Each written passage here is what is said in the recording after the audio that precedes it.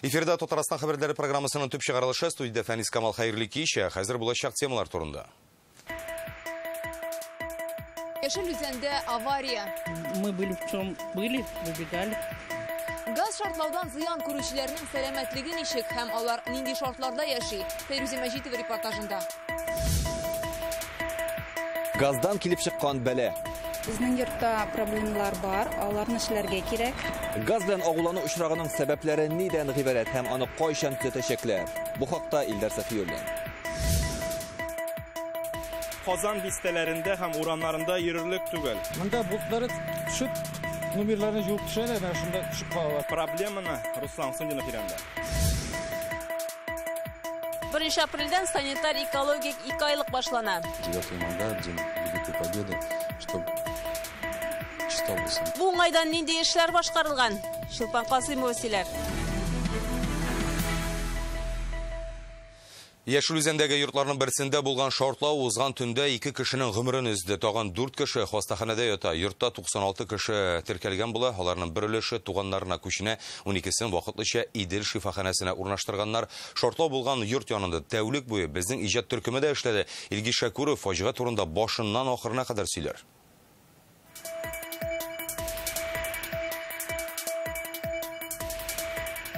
Төнге 11 толарга 16 минут Яшел үзәннең Ленин урамында яшәүчеләр көчле шартлау тавышы ишетә. Бу 39А йортындагы 8нче һәм 7нче каттагы фатирлар җимерелүе була. Инде 4 минуттан гадәттән тыш хәл урынына янгын сүндерүчеләр һәм коткаручылар килә. 1974 елда төзелгән йортны газдан һәм электрдан аералар. Анда яшәүчеләрне урамга чыгара башлыйлар. Берничә минуттан коткаручылар зыян күргән фатирларны карый башлый. Хәрабәләр астыннан олы яшьтәге хатын-кызны табып алалар. Аны табиблар хастаханәгә реанимациягә алып китә. 12нче ярты коткаручылар шартлау булган фатирда 83 яшьлек ир-атның үле гәүдәсенә тап була. Зыян күргән тагын 5 кешене Яшел үзән хастаханәсенә озаталар. Төн уртасына фаҗига урынына Татарстан прокуроры урынбасары Алексей Заика, гадәттән тыш хәлләр министры Рафис Хабибуллин Яшел үзән районы җитәкчелеге килә. Оператив штаб оештырыла. Анда сүз хәрабәләрне аралау һәм йортның гомуми торышы турында бара. Ребята обследуют, идут по квартирам, по стене, которая выходит на улицу Ленина, посмотреть, есть ли там трещина. Беренче яртыда тикшерү комитеты саксызлык аркасында үлемгә дучар итү мәддәсе буенча җинаять эше ача. Всех эвакуируют в ДК Горького. Бу йортта 96 кеше теркәлгән була. Шартлау вакытында өйдә булучыларны башта шәһәрнең мәдәният йортына урнаштыралар. Соңрак 12 кешене Идел ял йортына күчерәләр. Аларга психологлар ярдәм итә. В основном люди разъехались по своим родственникам. Йортта яшәүчеләрнең күбесе туганнарына таралышты. Ял йортында булучылар кайнар ризык белән тәэмин ителде. Төнлә Яшел үзәндә муниципаль дәрәҗәдәге гадәттән тыш хәл режимы кертелде. Фаҗига урынында бер юлы 87 кеше эшләгән. Илгиз Шакуров, Айрат Нәҗипов, Наил Абдуллин, Яңа Гасыр каналы. Яшел үзәндәге шартлау буенча бүген тикшерү комитеты тагын 2 җинаятьче кузгатты һәм бу фаҗиганың сәбәпләрен ачыкларга мөмкинлек бирүче берничә фактны да атады. Тат Инвест граждан проекты оешмасы белгечләре йортның алга таба яшәргә яраклымы, юкмы икәне турында нәтиҗә чыгарырга тиеш. Фаҗиганың сәбәпләрен тикшерүчеләр нидә күрә соң? Фәйрүзә Мәҗитова шул хакта. 9 катлы бер подъездлы торактың тәрәзәләре куелып төшкән, ишегендә йозак, йорт тирәсе әйләндереп алынган. Эштә коткаручылар эшли, беркемне кертмиләр. Төнлә кайсы кая таралышырга мәҗбүр булган фатир хуҗалары ишек төбенә җыелышып төнге вакыйгаларны искә ала. Взрыв, хлопок большой. Шартлау тавышы ишетелде. Тәрәзәдән карасам, анда пыялалар кыйлып төшкән. 10 минуттан МЧСтан шалтыраттылар. Тиз арада өйдән чыгара куштылар. Я спала, уже заснула. Мин йоклый идем инде. Шартлау яңгырады. Мин түбәдән кар төште дип торам. Думаю, что это такое, взрыв такой. Нәрсә булды дип торам, балкон ишеге үзеннән үзе ачылып китте. Төнге тавыш газ шартлаудан килеп чыга. Аның никадәр көчле булуын аңлау өчен шушы балконнарга күз салуда җитә. 7нче каттагысы бөтенләй җимерелгән, 8нче каттагысы эленеп кенә тора. Йорт тирәсендәге пыяла кисәкләре берничә дистә метрга чәчелгән. Белгечләр йортны торгызып булу-булмау турында нәтиҗә чыгармыйча, монда яшәүчеләрне фатирларына кертмиләр. Ярдәм була. гостиницаларда, санаторийларда бер кеше дә үзе генә кул калмый. Без булышабыз. Йорт яшәрлек дип табылган очракта зыян күргән фатирларга ремонт ясарга вәгъдә итәләр. Коткаручылар бүген йорттагы хәрабәләрне аралады. Авыр корылмаларны сүтү өчен кран китерделәр. Тикшерүчеләр бу фаҗиганың сәбәбе дип газ шартлауны атый. Вафат булган 87 яшьлек бабай 7нче каттагы фатирда яшәгән. Күршеләре әйтүенчә, аның ярты ел элек хатыны үлгән була. Соңгы вакытта ул үзенә урын таба алмый. Моны бүгін тикшерүчеләр дәлилләде. В настоящий момент установлено, что... Кеше олы яшьтәге ир-атны туганнары Яшелүзәннең психоневрология диспансерына алып киләләр. Ул үзен сәер тота, холыксызлана дип зарланалар.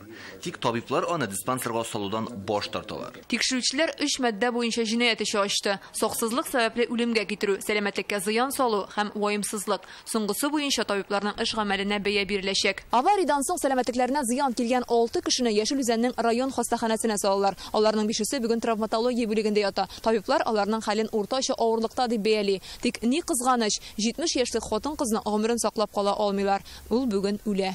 Женщин 51 года в крайне тяжелом состоянии. 1951 елда туган хатын-кызның тән җәрәхәтләре шул кадәр тирән иде, аның гомерен саклап кала алмадык. Калган авыруларны табиблар күзәтә. Барысының да хәлләре уртача авырлыкта. Газ шартлаудан зыян күргән фатир хуҗалары хәзер менә шушы дачный комплексында яши. Ул Волга шифаханәсе территориясендә урнашкан. Аларның журналистлар белән аралашырга теләге юк дип безне территориягә кертмәделәр. Барлык шартлар да тудырылган. 4 тапкыр ашаталар һәм монда алар күпме кирәк шуның кадәр яши ала. Бу турыда безгә шифаханәдә әйттеләр. Көндез фатир хуҗаларына коткаручылар белән үз өйләренә керергә рөхсәт иттеләр. Тат Инвест граждан проект оешмасында әйтүләренчә, йортның яшәргә яраклылыгын бияләү бер атнадан айга кадәр сузылырга мөмкин. Әлегә кешеләр шифаханәдә яшәп торачак. Фәйрүзә Мәҗитова, Илшат Мөхәммәтов, Рамил Шайдуллин, Данил Филатов, Яңа гасыр каналы. Россия тикшерү комитеты җитәкчесе Александр Бастрыкин әлеге фаҗига буенча кузгатылган җинаять эшләрен тикшерү барышы турында федераль үзәккә җиткереп торырга кушты. Ул гадәттән тыш хәлгә кагылышлы бар мәгълүматны ачыклау бурычы да куя. Прокуратура хезмәткәрләре Казанның Назарбаев урамындагы 72нче йортта да тикшерүне төгәлләде. Искәртеп узабыз, 2 атналык Башкала үзәгендә фатир арендалап торучы 2 кыз сөрем исенә агуланган иде. Алар үлгәндә генә кала. Бу хәл кем гаибе белән килеп чыга соң? Прокурорлар кемгә нинди күрсәтмә биргән? Булар хакында тулырак алдагы материалда.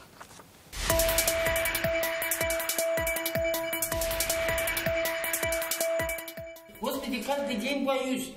Что отравимся, это же кошмар. Казанның Назарбаев урамындагы 72нче йортта фатир арендалап торучы 2 студент кыз 2 атналык сөрем исеннән исергән. Икесе дә хастаханәдә дәваланып чыккач, моннан күченгәннәр. Бүген без ачыклаганча, бу хәл беренчесе генә булмый. В январе или в начале февраля точно так же в этой квартире было отравление. Зыян күргән кызларның күрсендә яшәүче ханым үзен камерага төшүдән баш тартты, әмма фаҗига була язган фатирны күрсәтте. Газ хезмәткәрләре барлык җиһазларны газдан изеп, краннарны ябып куйган. Бу йортта килеп чыккан гадәттән тыш хәлдән соң прокурорлар җитди тикшерү уздырган. Газовое оборудование находится в исправном состоянии. Газ приборларының техник яктан төзек булуы ачыкланды. Тик төтен чыгу юллары һәм вентиляция каналлары тәртиптә түгел. Шуның нәтиҗәсендә агуланганнар да күп фатирлы йорт белән идарә итүче Волга 13 оешмасы җитәкчесенә әлеге җитешсезлекләрне төзәтү өчен күрсәтмә җибәрелде. Идарәче оешма җитәкчесе ярты гасырдан артык тарихы булган әлеге йортта чыннан да төтен юллары начар хәлдә ди. Хәзер ремонт башлаганнар. Хәзер төзекләндерү эшләре бара. Төтен юллары начар. Үз көчем белән ремонт ясарга тырышам. Күп вакыт үтәр билгеле түгел. Чөнки халык белән эшләргә, фатирларга керергә кирәк, ә аларны өйдә очратуы бик авыр. Кешеләр эштә я башка җирдә. Бу йортта төтен чыгу юлларын ясаудан тыш, бирдә яшәүчеләрнең мәсьәләне уртага салып хәл итүдә бик мөһим. Моның өчен ким дигәндә бергә җыелып сөйләшергә кирәк. Безнең йортта проблемалар бар, аларны эшләргә кирәк. Менә газ буенча тикшергәннәр бармы? Да, кирип тикшерәләр. Киләләр, йөриләр. Гаеп тапканнар юкмы? Юк. Все нормально. Все может быть, но проветриваем все, открыть всегда стараемся. Монда төп мәсьәлә төтен чыгу юлларын тикшереп тәртипкә китерү өчен фатирларга кереп булмау. Бу йортта 2 ай эчендә сөрем исеннән исерүнең 2 очрагы теркәлгән икән, тиз арада нидер эшләргә кирәк дигән сүз.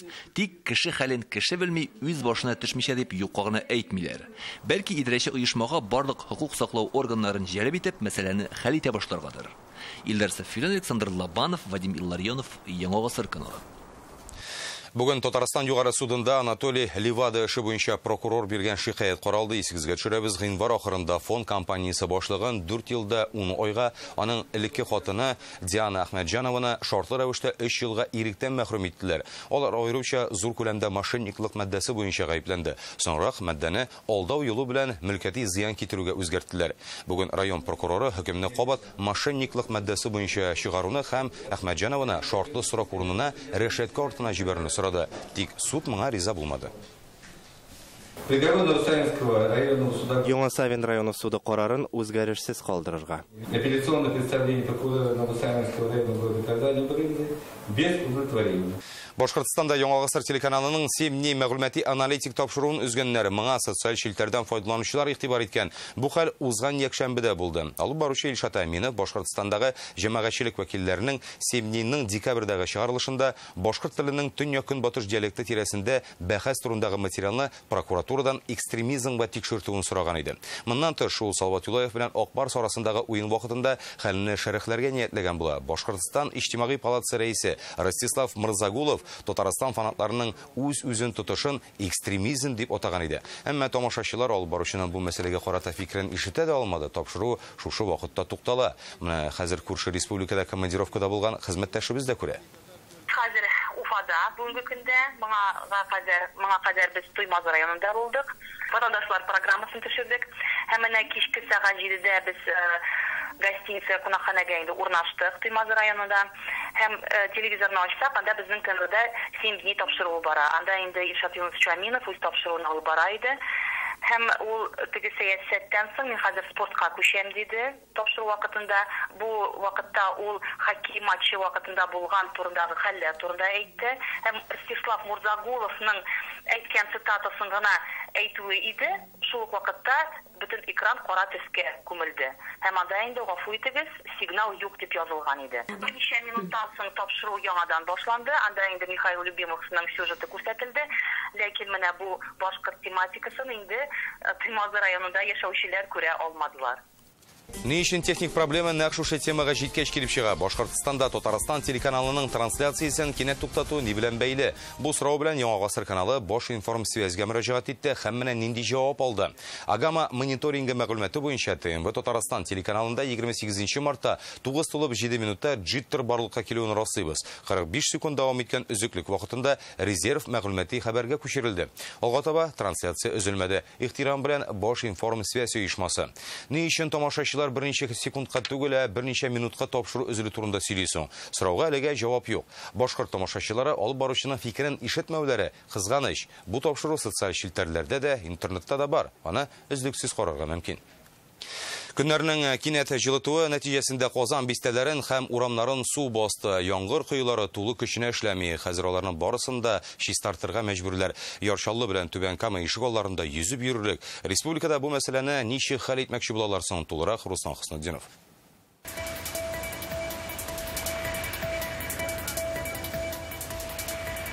Казанның Атар бистәсендә менә шундый җыелып торган сулыклар берничәнең иң зурысы һәм иң олысы Калинин урамында урнашкан. Бирдә бар тик шундый бутылар белән генә йөргән мөмкин. Халык җәяү йөри алмый, бар тик машиналарда хәрәкәт итәргә мөмкин. Инде бирдә яшәүчеләр көлеп, балык булса күлдә, балык тотар идек дип шаярталар. Илдар Ибатуллин 40 ел бирдә яши, соңгы 5 елда язын урамга чыксам, машиналар су чәчрәтеп китә ди. Җитмәсә су ишек алдына да керә икән. Монда болытлары төшеп номерларны жуып төшәләр, менә шунда төшеп калалар диде.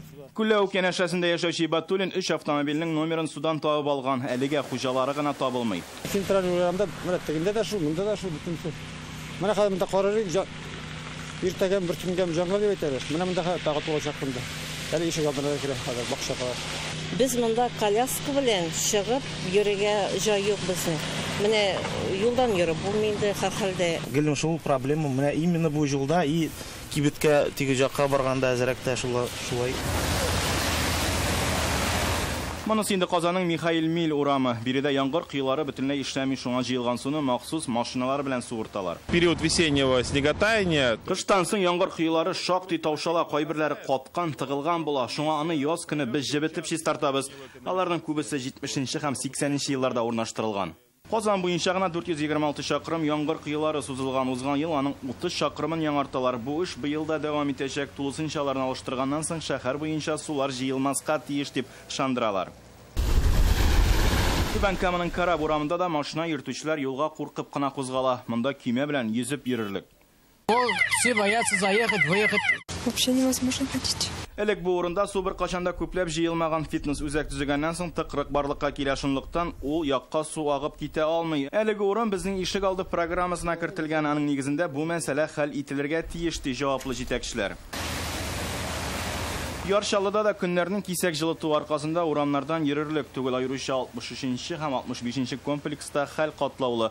Суны махсус машиналар ярдәмендә суыртып китәләр. Әмма картагын җибегәнлектән яңа күлләүкләр хасил була. Шунлыктан водоканал хезмәтләре халыктан тәүлек буе мөрәҗәгатьләр кабул итәргә мәҗбүр. Руслан Хусудинов, Инзилә Хусейнова, Рәмзил Гарипов, Марат Зайдуллин, Яңа гасыр каналы. Әгәр сезнең дә безгә җиткерәсе яңалыкларыгыз булса, WhatsApp-ка языгыз, номеры 898 74 20 0101. Хәбәрләрне фото һәм видео язма рәвешендә дә җибәрергә мөмкин. Акылсызлар парады Кабан күле өстендә йөрүчеләр турында социаль шелтерләрдә шулай дип язалар. Күлнең бузы өстенә инде суда чыккан. Әлеге видеода 3 баланың шундый куркыныч урында шуып һәм сикереп уйнаганын күрергә мөмкин. Бу хәлдән соң бирегә полиция хезмәткәрләре килә. Кабан буенда бузга керүне тыючы билгеләр дә бар. Тик аңа игътибар итүчеләр генә аз. Күпчелек урау юл ерак дип үзен куркыныч астына да куя. Бозыннан йөрмибез. Һәм мин балаларга да рөхсәт итмим. Чөнки минемчә бу дөрес түгел. Да мы увидели, женщина идет, мы что-то думаем, ладно, пройдем тоже по-быстрому. Бер хатынның шуннан узганын күрдек тә, без дә кистереп кенә чыгыйк инде дидек. Мин гадәттә мондый эшләргә каршы, балаларны балыкка да җибәрмим. Әмма бүген җәяү йөреп аргач әйләнеп йөрисе килмәде. Лойш районы сулыклары нигә сайыккан, аларны ничек итеп йогышлы җирдән дәвалап буласын, реальное время интернет газетасыннан укый аласыз. Республикада 1 апрельдән санитар экологик 2 айлык башлана. Татарстанның экология һәм табигый байлыклар министры бар кешене дә әлеге чарада актив катнашырга чакырды. Узган ел пандемия сәбәпле халык өмәләргә чыга алмаган иде. Быел зур эш көтелә. Кар астыннан, умырзайлардан иртәрәк шүп-чар баш калкыта. Аны чистартып бетерү өчен нинди чаралар оештырачакларын Чулпан Касыймова белде. Овраге, там ужас, что творится, там вообще не видно дна этого оврага. Гүзәлия Тюрина әлеге яр буеннан ерак түгел генә яши. Казан үзәгенең шулай шүпчар иеменә күмелеп баруына күңеле әрни. Биредә яшәүчеләр үзләре үк пычратады. Инде кар эри башлап, кыш көне ташланган калдыклар да чыга башлаган. Там большие бытовые отходы. Монда көнкүрештән алып төзелеш калдыкларына кадәр бар. Хәтта иске диванда ята, пакетлар һәм пластик шешәләрне әйткән дә юк. Ул әлеге шүпчар турында экология министрлыгына хәбәр иткән. Экологлар бүген аның мөрәҗәгате буенча килеп тикшерде. Выявлено нарушение природоохранного законодательства, Мондый күренеш табигатьне саклау турындагы законны бозу. Бу муниципаль җир әлеге җитешсезлекне бетерү өчен Казан башкарма комитетына хат җибәреләчәк. Тагын бер көннән республикада тирә-якны чистарту 2 айлыгы башлана. Карару белән шүпчарны җыештыра башларга кирәк ди Татарстанның экология һәм табигый байлыклар министры. Ул халыкны битараф булмаска, май бәйрәмнәренә республиканы шүпчардан арындырырга чакырды. Табигатьле пычратучыларны вертолеттан һәм тимер юл транспорты белән дә тикшерәчәкләр. 2 айлык белән бергә эко-яз конкурсы да башлана. Аеруча актив мәктәп, гаилә, предприятие, вуз, балалар бакчаларын билгеләп үтәчәкләр. Быел эко ишек алды номинациясе дә өстәлгән. Кем шул квартира домларда торып берләштерергә ответственность дигән әйбер, чтобы бу ремонт кына ясау түгел, аны тагын сакларга бетәлә. Именно саклаурга әрәнтергә кирәк шул безнең балалардан башлап. Нәрсә эшләнгәнне, шу программа белән эшләнгәнне. Узган ел санитар 2 айлык вакытында 3000 артык хокук бозу очрагы ачыкланган. 3000 артык шүпчар иеме табыла.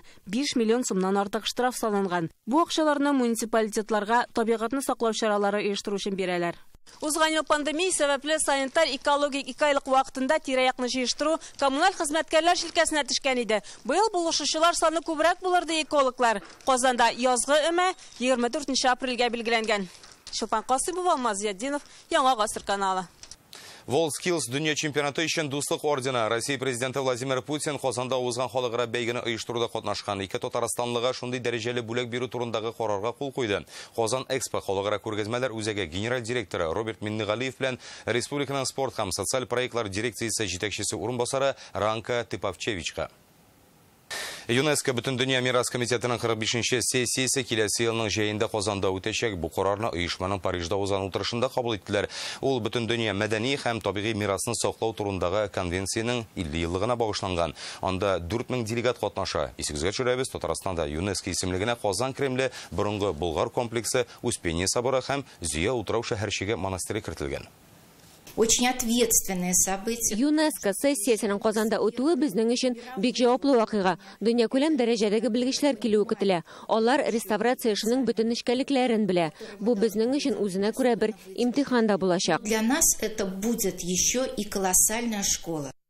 Қозанның сәудәгәр Коровин йортындағы тарихи басқышны дәүләт дәрәҗәсендә саклаячаклар. Есегезгә төшерәбез. Узган елның октябрендә аны Уфа блогеры сатып ала дигән хәбәрдә җәмәгатьчелектә зур ризасызлык тудырган иде. Ул тарихи баскыч өчен акчаны түләп куйган булган. Ул чакта республиканың мәдәни мирасын саклау комитеты бу бинада нинди дә булса эшләр алып баруны, шул исәптән баскычны сүтене тыйды. Белгечләр Коровин йортының кыйммәтен билгеләү өчен махсус тикшерү үткәрде. Бүген билгеле булганча, әлеге бина һәм андагы баскыч шәһәр тирәлеген формалаштыра торган кыйммәтле биналар исемлегенә кертелгән.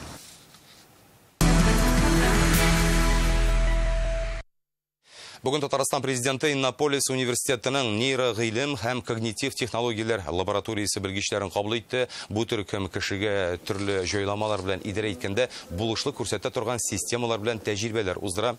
Әле февральдә генә өлкән фәнни хезмәткәр Владимир Максименко Россия президенты премиясе лауреаты булган иде. Рөстәм Миннеханов аны котлап, IT тармактагы яшь белгечләрнең уңышлары медицина һәм мәгарифтә киң кулланыла дип тә билгеләп үтте. Татарстанда Бердәм Россиянең праймеризы катнаш системада узачак, ягъни сайлаучылар үз тавышын онлайнда бирә ала, сайлау участогына да барырга мөмкин. Бу хакта бүген партияның федераль оештыру комитеты утырышында Мәскәүдә сөйләштеләр. Анда Фирханың республикадагы бүлеге сәрхатибе Фәрит Мөхәммәтшин катнашты. Ул төбәктә тавыш бирүнең катнаш системада узуын уңай бәяли. Фәрит Мөхәммәтшин бүген Бердәм Россия партиясының югары советы рәисе Борис Грызлов белән дә очрашты. Көзге сайлау турында да сүз бара, сигезгә төшерәбез. Россия Дәүләт Думасына сайлау сентябрьдә узачак.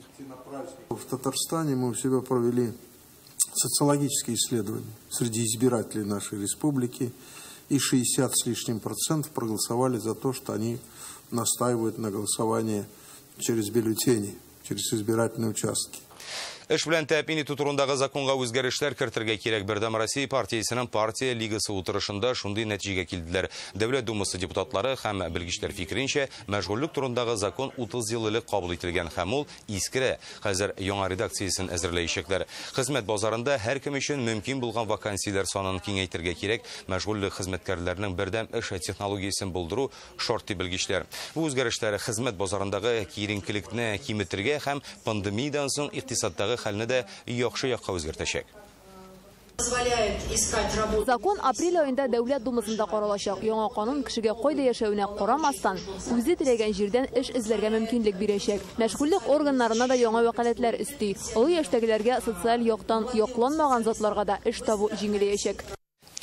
Урамытлары кабат кешеләргә һөҗүм итә, алар Казанда бер балага ташланган. Бу хәл Мәскәү районындагы Тунаков урамы ишек алдында була. Социаль челтәрләрдә урнаштырылган видеодан күренгәнчә, зәңгәр куртка кигән малайны 3 эт куып килә. Ул җиргә егылгач таламакчы булалар.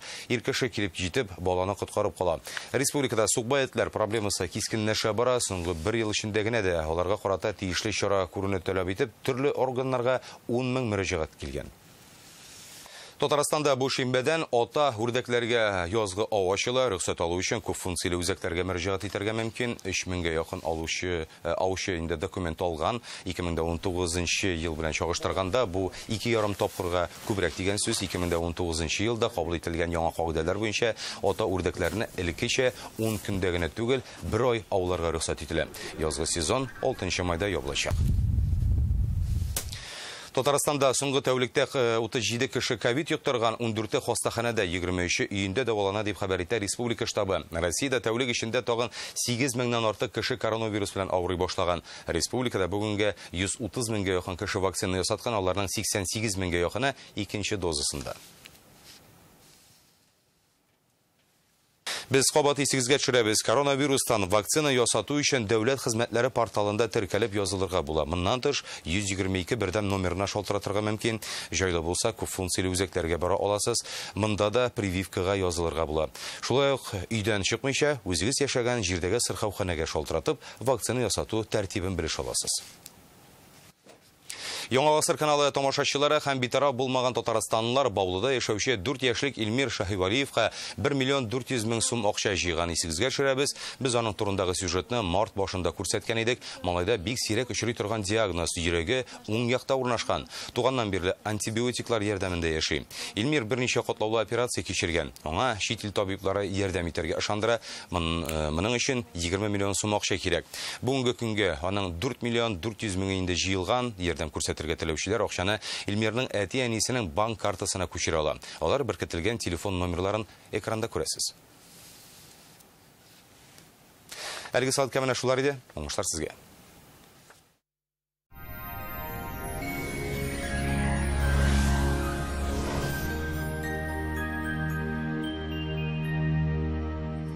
Исәнмесез, эфирда һава торышы чыгарылышы. Яндекс погода мәгълүматы буенча көнья көнчыгыш, Бөгелмә, Баулы, Азнакайда булытлы көн көтелә. Вак кар явуы ихтимал. Республикабызның кайбер районнарында карлы яңгыр һәм кар явачак.